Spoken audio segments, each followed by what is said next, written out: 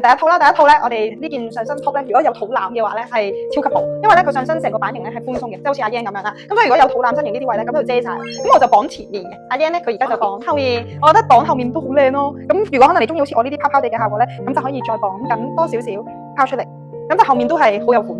咁我而家咧就係綁前面啦，跟住前面咧做咗個少少嘅車閘，即係好似本身咧其實成件係咁樣嘅，寬鬆嘅。係啦。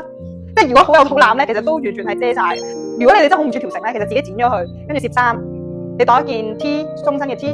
而家佢呢件咧係灰藍色 ，total 有3隻色。即係你哋中意，佢唔單止咧好似而家定肩啦，其實佢可以斜肩，佢單斜，係啦，中意路邊一邊。冇錯，咁如果斜肩就係啦，阿 Yan 都係斜肩，咁你哋自己決定想要斜肩定係正肩。但我強烈推薦，如果真係肚腩身形咧，着呢啲款係好好睇，遮得好完美咁遮。係咯，三其實咧佢本身嘅布料咧係有少少彈性嘅。